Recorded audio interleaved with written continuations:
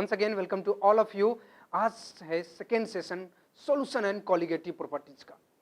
अभी तक हमने हेनरीज लॉ से जो क्वेश्चंस पूछे गए थे उसको हमने काफ़ी अच्छे से एक्सप्लेन कर दिया। अभी तक रॉल्स लॉ से जो क्वेश्चन पूछे गए थे, जिस वेरिएशन के क्वेश्चन पूछे गए थे, सारे डिस्कशन हो गए हैं और एक क्वेश्चन आरएलवीपी से डिस्कस हो चुके हैं। बचे हुए जो क्वेश्चंस है डेल्टा टीएफ मतलब freezing point, depression, elevation boiling point और ऑस्मोसिस से क्वेश्चंस को देखते हैं। चलिए अब बात करते हैं most important topic of solution and colligative property का, colligative property. There are 4 types of colligative property. थोड़ी चर्चा कर लेते हैं कौन कौन से। RLVP relative lowering vapour pressure, एक क्वेश्चन हम देख चुके हैं। देन एलिवेशन बॉइलिंग पॉइंट का एलिवेशन होता है, freezing point depression and osmotic pressure चर्चा करेंगे। हम एक देख चुके हैं आरएलवीपी। जो बचे हुए हैं boiling point, elevation, depression, freezing point and osmotic pressure की जो क्वेश्चंस है इसमें डिस्कस करेंगे। ओके, सो कॉलिगेटिव प्रॉपर्टी होती क्या है, इसको डिफाइन अगर करना हो, कहीं पे अगर डिफिनेशन पूछा होगा, हाँ और पूछा भी है तो यहीं पे डिफाइन कर देता हूं। Colligative property, the property of solution which depend upon number of particles present in a solution. कितने पार्टिकल्स प्रेजेंट है उस पर डिपेंड करे तो वो प्रॉपर्टी सॉल्यूशन का क्या होगा, that will be colligative property. अच्छी बात है। सो क्वेश्चन नंबर 1 5 मार्क का क्वेश्चन है, देख सकते हो। एक है 3 मार्क का, एक है 2 मार्क्स का। 16 कॉलिगेटिव प्रॉपर्टी से है तो इसलिए मैंने अलग अलग नहीं किया है। चलो बात कर लेते हैं ए पार्ट जो 3 मार्क्स का है। बी, यहां अगर आप आंसर लिखते हो इसके तो 1 मार्क्स, यहां भी आप लिखते हो तो 1 मार्क्स। 2 मार्क्स का बी पार्ट। पहली पार्ट पे चर्चा करते हैं। When 2.56 gram of a sulfur was dissolved in 100 gram of CS2, that good, 100 ग्राम लिया गया है। The freezing point lowered by, depress कर गया है, that is 0.383 Kelvin. Calculate formula of sulfur. X की वैल्यू निकालनी है, X अगर आ गया तो हम निकाल लेंगे। ठीक है, देखो सोल्यूट का वेट गिवन है, हाँ वेट गिवन है। मोलर मास पता है, सल्फर है 1 का तो पता है, तो 1 से मल्टीप्लाई कर दो 1। ठीक है, तो सल्फर का होता है कितना 32, atomic number 16, 32 mass and x into 32 कर देते हैं। ठीक है, dissolve in 100 gram of CS2, तो इसके भी वेट, चूंकि हमें मोलालिटी से काम है, KF तो आई थिंक गिवन है, KF for CS2 is given. Atomic mass कुछ नहीं करना है, देखो क्या करना है। C delta TF equal to KF into molality, यही होता है। फ्रीजिंग पॉइंट डिप्रेस कर जाती है, सॉल्यूशन है ना, सॉरी सॉल्वेंट है, उसमें सॉल्यूट मिलाया, तो सॉल्वेंट की जो फ्रीजिंग पॉइंट होगी, जब हम इस सॉल्यूशन उसमें नॉन वोलेटाइल सॉल्यूट मिलाएंगे, कॉलिगेटिव प्रॉपर्टी यही कहती है कि फ्रीजिंग पॉइंट अब जो सॉल्यूशन का होगा वो डिप्रेस कर जाएगा। अच्छा, वाटर मान लेते हैं, वाटर 0 डिग्री सेल्सियस पे क्या करती है, वो फ्रीज होती है। अगर उसमें कुछ कंपोनेंट मिला दिया जाए नॉन वोलेटाइल सॉल्यूट, अब 0 डिग्री सेल्सियस पे नहीं, थोड़े डिप्रेस हो जाते हैं, माइनस में चले जाते हैं, और इतना भी माइनस नहीं चला जाता है। ठीक है, थोड़े बहुत डिप्रेशन होता है। तो delta TF equal to KF into molality, m stand for molal solution molality. Molal अगर गिवन हो क्वेश्चन में तो वहां से मतलब है मोलालिटी का, अगर मोलर है तो मोलारिटी। ठीक है, ठीक है, तो तुतलाने वाला काम नहीं है, मोलालिटी मोलर, मोलारिटी मोलर। ठीक है, अब अपने को क्या कैलकुलेट करना है यार, देखो मैं थोड़ा इसको एक्सपैंड करता हूं। Delta TF is equal to KF into molality, क्या मोलालिटी, यस मोलालिटी। ठीक है, ओके, तो यहां पे पहले एक्स डायरेक्टली नहीं निकाल के पहले एटोमिसिटी निकाली गई है, then we can calculate formula of sulphur. ठीक है, तो ये भी अच्छा तरीका है। KF into molality, KF given है, हाँ गिवन है। मोलालिटी कैसे निकालते हैं, मोलालिटी का फॉर्मूला क्या है, फिर से रिमाइंड कर लो, number of mole of solute, number of mole of solute present in solvent, किसके सॉल्वेंट, किसमें केजी में, अगर केजी है तो अच्छी बात है, नहीं तो KF into number of mole of solute upon क्या करें, वेट। 1000 में अगर लिख रहे हैं तो ऊपर चला जाएगा, ऊपर 1000। ठीक है, अगर वेट ग्राम में गिवन है तो देन वी कैन राइट 1000। ठीक है, चलो अच्छी बात है। अब ये फॉर्मूला है, पुट करना है आपको, तो number of mole of solute क्या होगा, वी कैन कैलकुलेट। थोड़ा चेंज कर लेते हैं, ठीक है। Number of mole of solute कैसे कैलकुलेट करेंगे? तो वेट गिवन है, अच्छी बात है, तो जो भी वेट है अपन उसको मोलर मास से डिवाइड कर देंगे। चलो कर लेंगे, हाँ कर लेंगे। वेट ऑफ सॉल्वेंट दे रखा है, CS2 का मोलर मास गिवन तो है, और यहाँ पे KF की वैल्यू दे रखी है। तो वेट अगर कैलकुलेट करना होगा, जो कि दे रखा है यहाँ पे 2.56 है ना, 2.56 मोलर मास सल्फर का। हम जो SX है उसकी बात कर रहा हूं, मान लेते हैं टोटल मास M है, ठीक है, ओके। ये तो हो गया नंबर ऑफ मोल सॉल्यूट का। वेट मास, जो सॉल्वेंट का जो मास है यहाँ पे, ये वाला W, काम करते हैं, W इज गिवन, हाँ capital W is given, so 3.83 का पुट करे, हाँ पुट कर दो। तो once you put 2.56 divide by M, 3.83 रखोगे इन 2000, देन यहां से आप मोलर मास कंप्लीट, मतलब किसका, SX का कैलकुलेट कर चुके हैं। अपने को तो X निकालना है, इससे क्या मतलब है, X निकालना है ना, हाँ X ही निकालना है। तो आगे स्टेप में चलते हैं। अब सोचो SX का मास जो है 256 ग्राम पर मोल आया है, SX का मास, ठीक है। अब यहां पे पूछा है क्या, फॉर्मूला बताओ, मतलब X की वैल्यू पता चल जाएगी तो हम निकाल सकते हैं, हाँ। अब सोचो एक सल्फर का मास है 32, टोटल जो मास आया 256, तो वी कैन कैलकुलेट कि कितने सल्फर है, तो आता है क्या 8 सल्फर है। फॉर्मूला क्या हो जाएगा, एसिड क्राउन शेप, जो सल्फर का होता है उस टाइप का शेप आ जाएगा, ठीक है। तो पूछा नहीं है क्राउन वगैरह को, बस X की वैल्यू लिख के बतानी है। मार्क्स डिस्ट्रीब्यूशन देखा जाए, अगर मार्क्स को देखें, इसको किस तरह से डिस्ट्रीब्यूट किया गया, हाफ मार्क्स यहाँ फॉर्मूला लिखने के, फॉर्मूला पुट करने के 1 मार्क्स, ये मोलर मास टोटल निकालने के, और पूरा आंसर फाइनल आने के 1 मार्क्स। आप इस तरह से मार्क्स को डिस्ट्रीब्यूट कर सकते हो ना। चलते हैं दूसरा क्वेश्चन जो था ऑस्मोसिस का। देखो क्वेश्चन फिर से, बी पार्ट, ए पार्ट हो चुका है, बी पार्ट क्या है, ब्लड सेल, ठीक है, और आइसोटोनिक। आइसोटोनिक सोल्यूशन कौन से होते हैं, जिसमें ऑस्मोटिक प्रेशर दो सोल्यूशन का बराबर है, तो एक दूसरे के रेस्पेक्ट में आइसोटोनिक होते हैं, विथ 0.9% सोडियम क्लोराइड सोल्यूशन, ठीक है। What happen when if we place blood cell in a solution containing, पहला है 1.2% सोडियम क्लोराइड सोल्यूशन, दूसरा है 0. देखो पहला केस में इससे कंसंट्रेशन ज्यादा कर दिया गया है, दूसरे केस में इसकी कंसंट्रेशन कम कर दी गई है। अब ऑस्मोसिस को समझते हैं। ऑस्मोसिस में क्या होता है, ऑस्मोसिस में पार्टिकल्स का फ्लो होता है। कौन से पार्टिकल का, सॉल्वेंट पार्टिकल का फ्लो होता है, किधर, सोल्यूशन साइड में।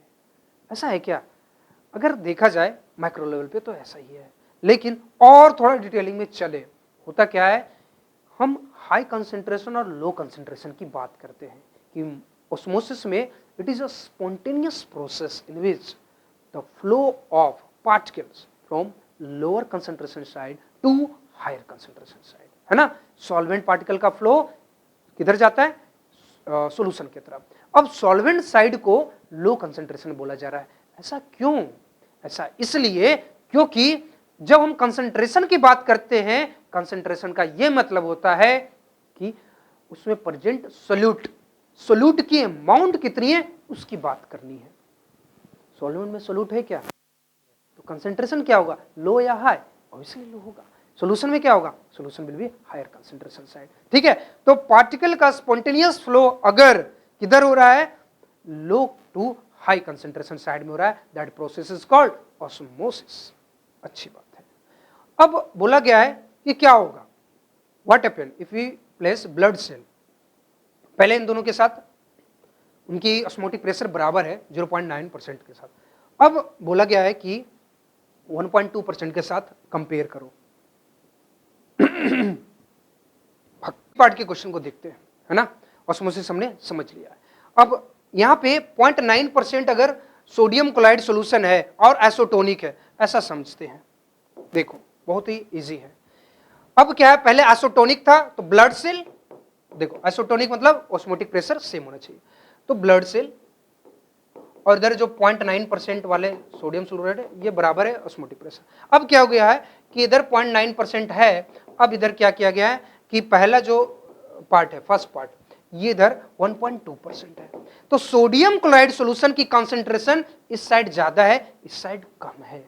ठीक है, मैंने क्या बोला, ऑस्मोसिस में जो फ्लो होता है net flow from low concentration side to high concentration side. अब 0.9 की तरफ से 0.9% जिधर सॉल्यूशन है, अब किधर जाएगा फ्लो पार्टिकल का, सॉल्वेंट पार्टिकल फ्लो करेगी 1.2% की तरफ। अगर ऐसा होगा तो स्वेल करेगा या श्रिंक करेगा, ऑब्वियसली श्रिंक कर जाएगा।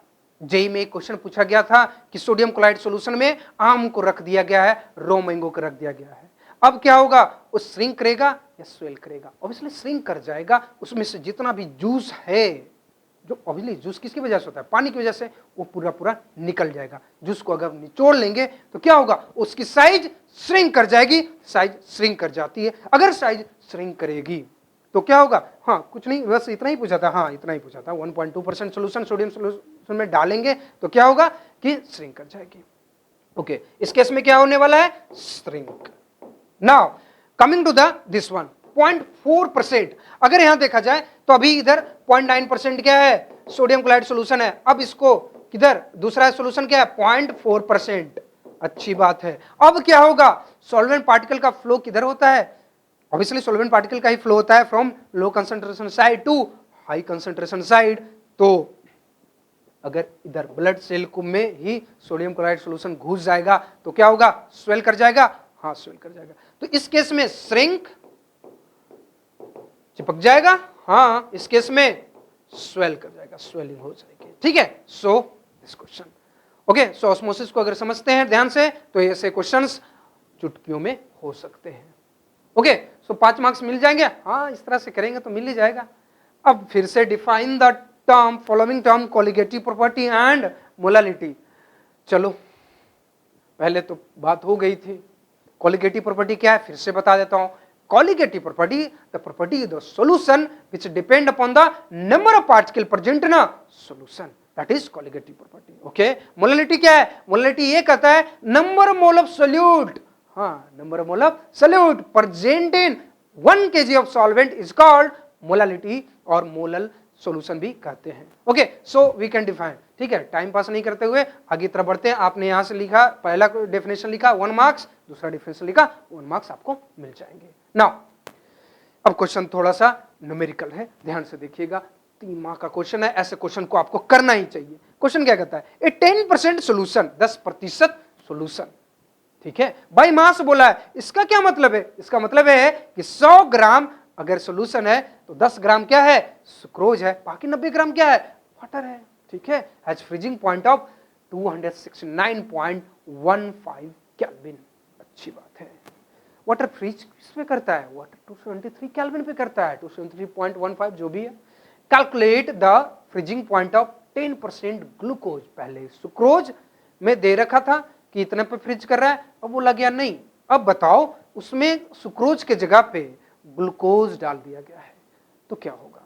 मोलर मास दे के हमें एहसान किया है, और लेट्स सी सॉल्यूशन। देखो इसी टाइप के क्वेश्चन आगे भी मिलेंगे, ये हमें पता है, तो आपको मैं यहीं पे बताऊंगा, आगे मैं कैलकुलेशन नहीं करूंगा। बस लेट्स सी 10% सॉल्यूशन, तो देखो परसेंटेज वेट बाय वेट का क्या मतलब है, दिस इज गिवन 10% मतलब 10% सोल्यूट प्रेजेंट है 100 ग्राम, 10 ग्राम प्रेजेंट है 100 ग्राम वाले सोल्यूशन में। ठीक है, ठीक है, तो यहां पे वेट तो निकल जाएगा। Number of mole of solute निकाल सकते हैं, निकाल तो सकते हैं, number of mole of solute निकालो 10/342, जो कि पहले सुक्रोज है तो मोल निकाल लिया। ठीक है, सोल्यूट का पहले केस ले रहा हूं, दूसरा केस नहीं। Okay, now they are asking की जो फ्रीजिंग पॉइंट है दैट इज 269.15, तो डेल्टा टीएफ जो होता है that is KF into molality. Yes, molality, KF into molality.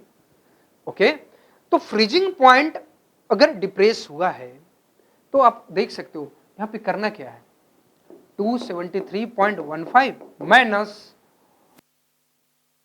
69.15। Calculation काफी इजी है, कर सकते हो। यहां से आप केएफ की वैल्यू निकालनी है और उस केएफ को दूसरे केस में पुट करनी है। मोलालिटी क्या है, मोलालिटी कैसे कैलकुलेट कर सकते हैं, number of mole of solute 10/342। Solvent कितना है, 10 ग्राम अगर सोल्यूट है तो 90 ग्राम क्या होगा, वाटर ही होगा ना, 90 90/18 वाटर है। ठीक है, इस तरह से आपको क्या मिलेगा, यहां से मिलेगा आपको KF की वैल्यू। क्या मिलेगी, KF की वैल्यू। ठीक है, अब यहां से KF अगर निकल गया तो दूसरे केस में पूछा गया है कि फ्रीजिंग पॉइंट बताना है किसका, देखो बताना है नेक्स्ट केस में प्योर वाटर का, sorry freezing point of 10% glucose solution का। ठीक है, तो क्या करें, देखो जो KF की वैल्यू आई है कैलकुलेट करके जो भी आएगी 1 माइनस इसका सोल्यूशन का, ये सॉरी इसका टेम्परेचर, ठीक है, टेम्परेचर किसका, सोल्यूशन का, equal to in second case, यहां पे लिख दो सेकेंड केस।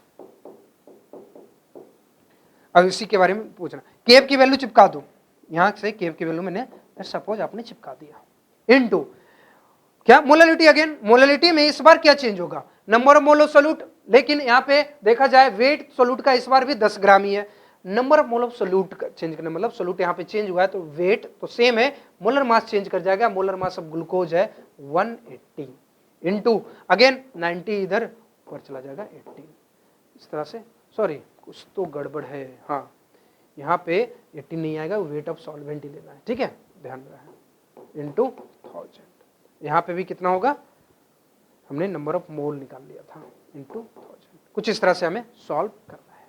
ठीक है, तो यहां से ये निकालनी है, यहाँ ये वाली KF को यहाँ पे पुट कर देनी है, जस्ट पुट रख दो वैल्यू को, you will get the solution. ठीक है, इस तरह से हम निकालते हैं और निकालते हुए आए हैं, तो इस तरह से निकाल लेंगे। नाउ इसको तसल्ली के लिए आप सॉल्यूशन को देख सकते हैं। ठीक है, बढ़िया से नजरें फेरें, देखें, काफी शानदार है। ऐसे क्वेश्चंस आगे भी पूछे गए हैं, तो देखते हैं। नेक्स्ट क्वेश्चन 18 में 2 मार्क का क्वेश्चन है, बोला गया है calculate the freezing point of solution containing 60 gram of glucose in 250 gram of water. क्या अभी हमने किया, इसी टाइप के क्वेश्चन किए हैं। ठीक है, सो करें, हाँ करते हैं। देखो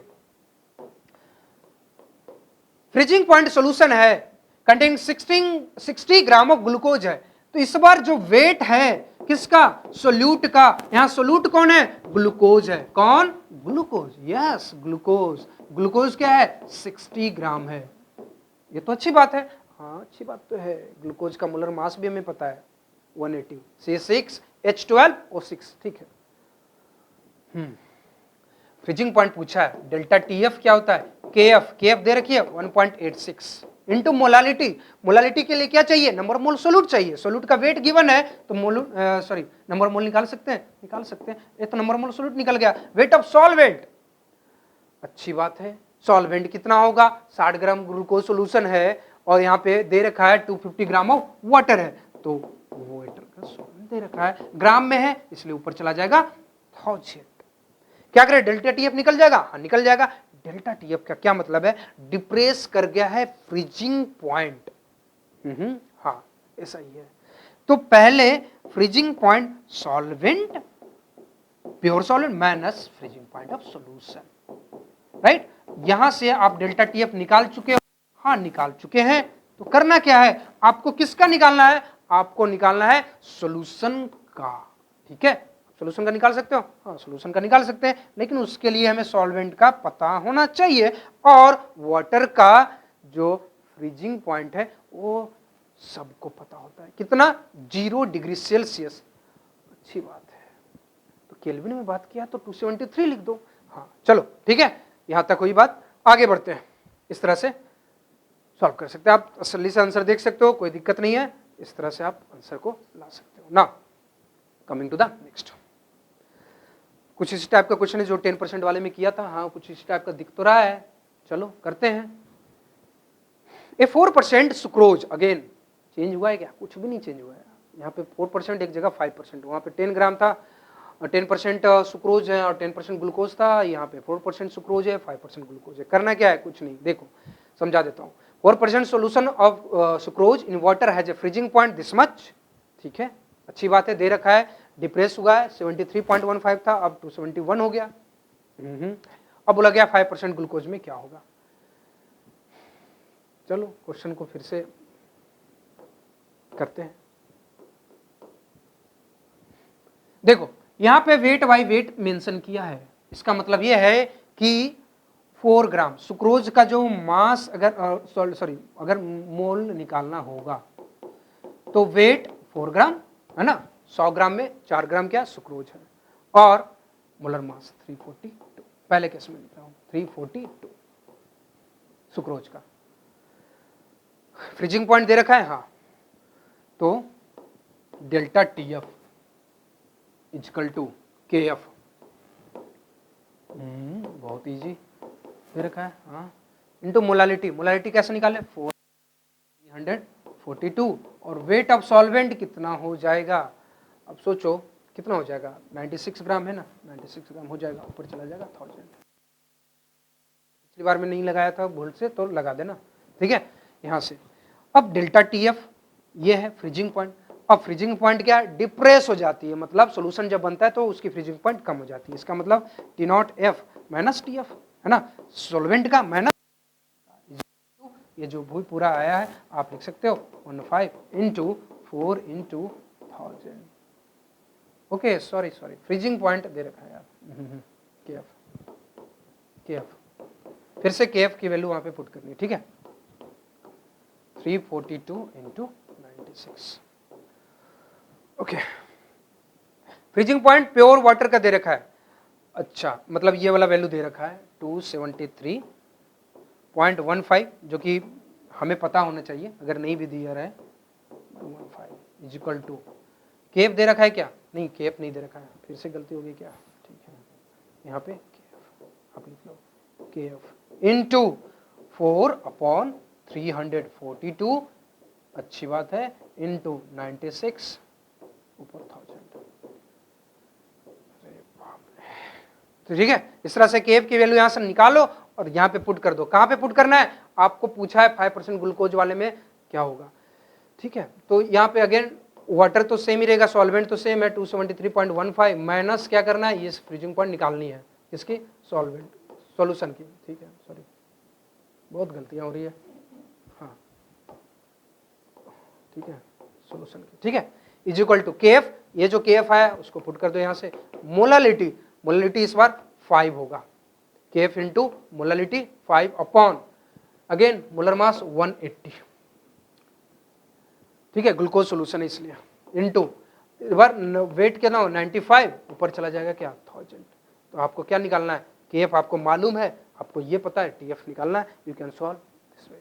एक क्वेश्चन इस तरह से सॉल्व हो चुका है, उसी पैटर्न पे केवल डेटा चेंज करके आपको वैल्यू निकालनी थी, कैलकुलेट करनी है और आंसर को लाना है, 5 मार्क्स आपको फिक्स है। इस तरह से आप सॉल्व कर सकते हो, इस तरह से आपके मार्क्स मिल सकते हैं। नाउ क्या है, हाँ sorry, give reason, cooking is faster in pressure cooker than in cooking pan, एक ऐसा क्वेश्चन है, हाँ क्वेश्चन है तो पूछा गया है। Now will see next question, इस क्वेश्चन फ्रॉम 2019, 2 मार्क का क्वेश्चन है, गिव रीजन पूछा है, पहला पार्ट है cooking is faster in pressure cooker than in cooking pan. ये क्यों ऐसा होता है कि प्रेशर कुकर में खाना जल्दी बन जाता है और अदर देन कोई खुला कंपोनेंट ऐसा लिया जाए, पैन ले लें तो वहां पे नहीं बनता है, तो उसके पीछे रीजन क्या है, खाली कुकर है, उसमें बोला गया है खाली कुकर में नहीं अपने को पकाना है। खाली कुकर अगर हम करते हैं, उसके साइंस को समझें, थोड़ा मीम आया था कि खाली कुकर गैस पे चढ़ा दिए तो क्या होगा, देखो खाली कुकर अगर गैस पे चढ़ाते हो कुछ नहीं होगा, बस नौटंकी है, नाटकबाजी है, मीम है। खाली कुकर गैस में कुछ नहीं होगा, उसमें गैस बनेगा ही नहीं, स्टीम बनेगा ही नहीं, तो ब्लास्ट क्या करेगा, नहीं होगा, थोड़े थोड़े कार्बन जो है उसके जो फ्लेम के हैं वो लग जाएंगे, बर्तन सफाई करने में थोड़ी प्रॉब्लम हो सकती है, लेकिन जो तमाशा हुआ है कि खाली कुकर गैस पे चढ़ा दिए, राशि कुछ नहीं होगा, है ना। तो ये है साइंस। अब क्वेश्चन पे चलते हैं, cooking is faster in pressure cooker than in cooking pan, ऐसा क्यों, क्योंकि जब प्रेशर इंक्रीज होगा बॉइलिंग पॉइंट ऑब्वियसली क्या होगा, इंक्रीज कर जाएगा। अगर बॉइलिंग पॉइंट इंक्रीज करेगा तो होगा क्या, कि खाना जल्दी पक जाएगा, है ना। To increase in pressure of cooker boiling point water increases. ऐसा केस तब भी देखने को मिलता है अब जब आप हिल एरिया पे जाते हो, है ना।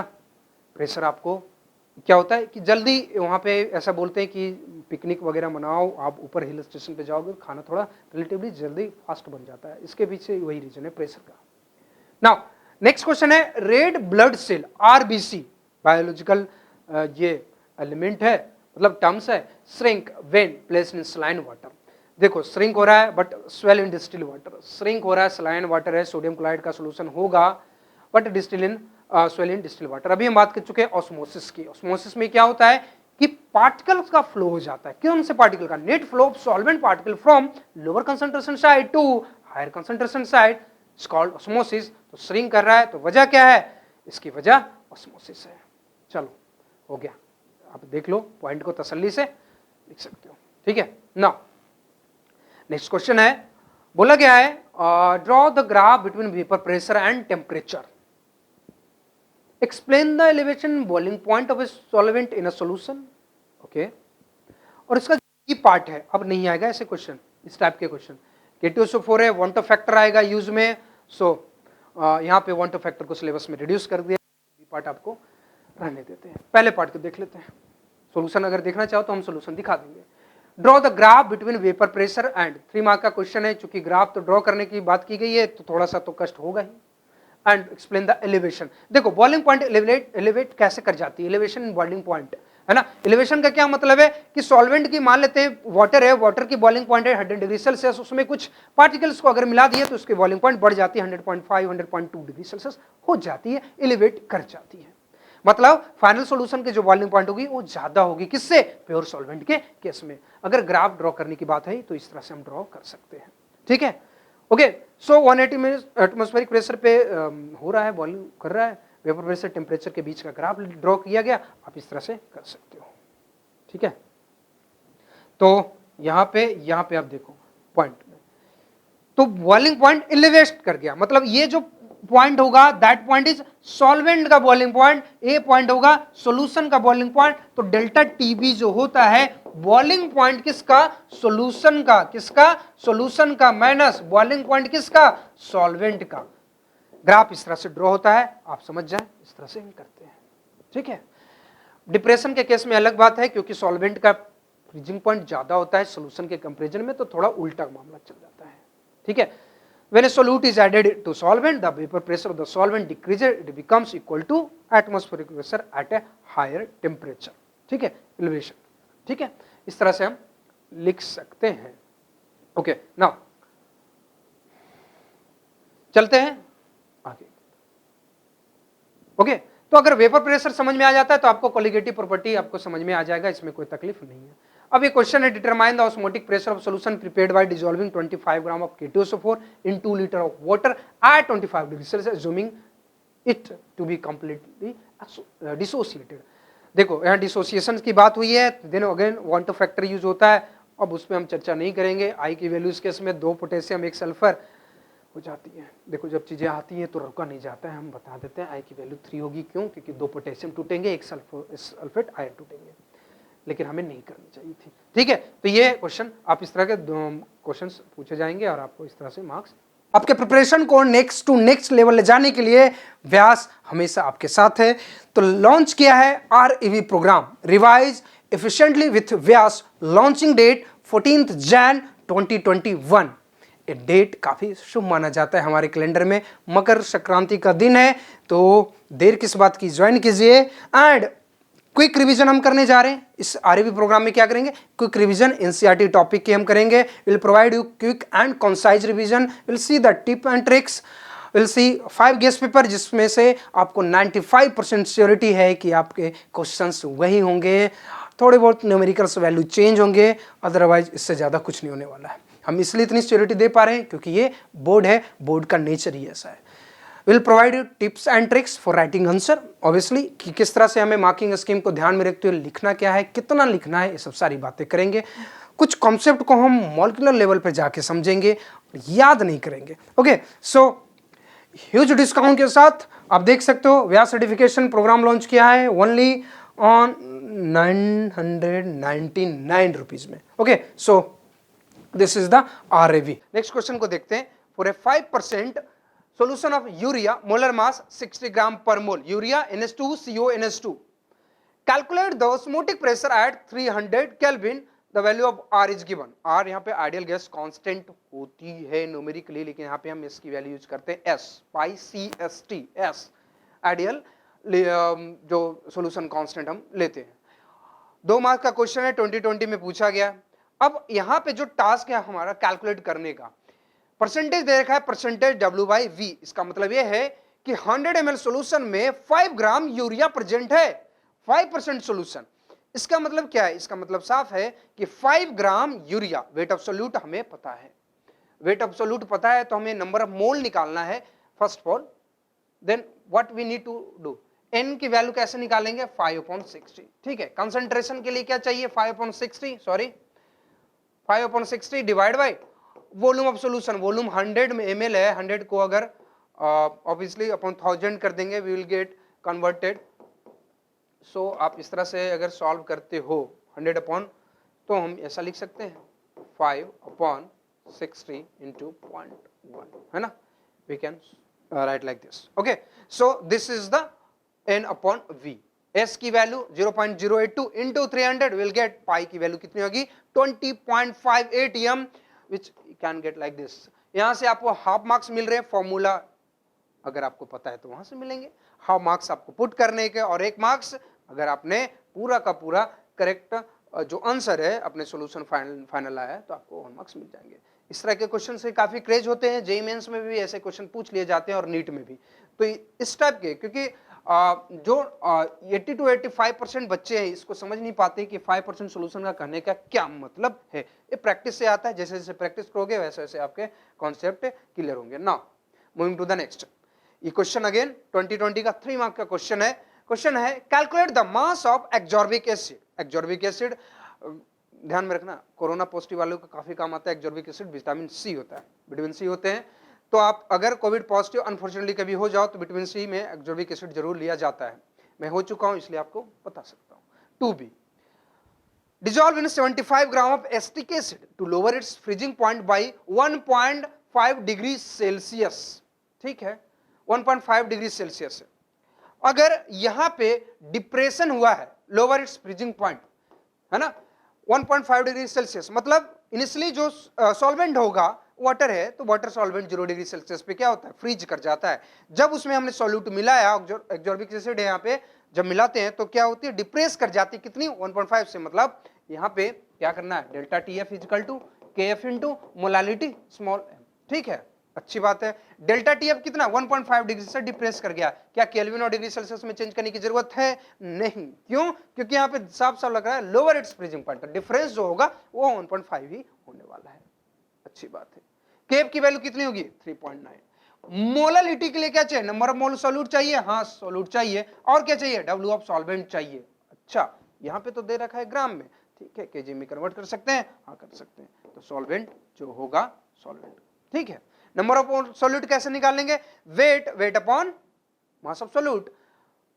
ओके, ठीक है। Dissolve in 75 gram acetic acid में डिजॉल्व किया गया है, और यहाँ पे वेट ऑफ सॉल्वेंट 75 ग्राम है एसिटिक एसिड में, ठीक है।